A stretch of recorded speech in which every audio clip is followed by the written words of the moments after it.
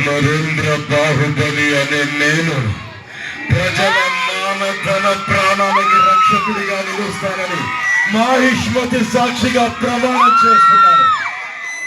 కానీ ఇక్కడికి వచ్చిన తర్వాత నాకు అనిపించింది, అమరేంద్ర బాహుబలి అనే నేను పాన్గల్ పిఎస్ సాక్షిగా ప్రమాణం చేస్తున్నాను. జై పాన్గల్ పిఎస్.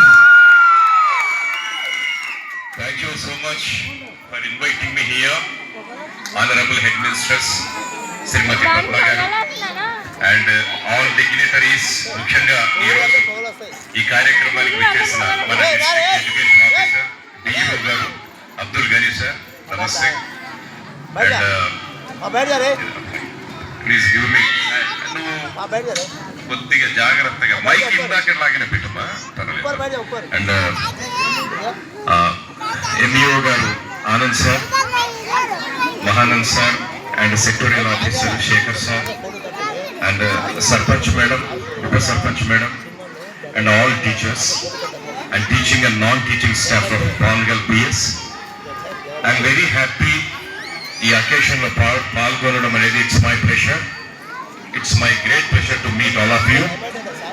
నేను నా ప్రియ మిత్రుడు వెంకటేష్ ఒకసారి ఒక చిన్న మా గ్రూప్లో మేము degree classmates and along with ఇంకా మై ఫ్రెండ్స్, ఇంకా వెంకటేష్తో పాటు ఈరోజు మా రత్నం వచ్చాడు, నా చిన్ననాటి మిత్రులు సత్యం వచ్చాడు. అట్లాగే నేను ఒక రోల్ మోడల్గా భావించే మన వనపర్తి మరో ఆణిముత్యం చుక్క జితేంద్ర వచ్చాడు నాతో పాటు.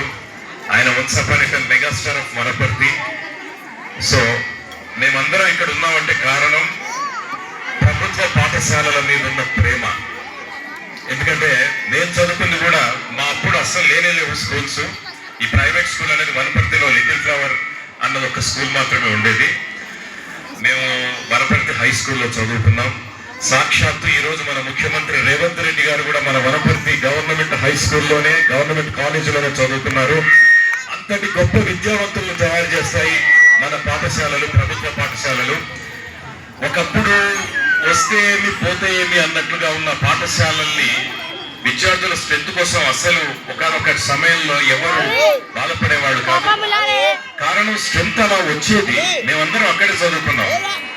ఒక ప్రభుత్వ పాఠశాలలో ఆ గ్రామంలో లేదా ఆ టౌన్ లో ఉన్న ప్రతి ఒక్కరి హయ్యర్ అఫీషియల్స్ దగ్గర నుంచి కష్టపడి పనిచేసుకునే కార్మిక కర్షకులు అందరూ కూడా అదే స్కూల్లో చదువుకునే వాళ్ళం.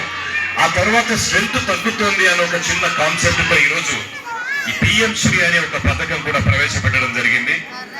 ట్రాన్స్పోర్ట్ కూడా 600 రూపాయలు ఇస్తారని శేఖర్ సార్ ఈ పాంప్లెట్ ఈరోజు డిఓ సార్ కానీ ఎంఈఓ గారు కానీ చెప్తూ ఉంటే కొత్త కొత్త సిస్టమ్, అసలు సెక్టోరియల్ ఆఫీసర్స్ అన్నది మేము చదువుకునే సమయంలో అసలు లేదు. హలో,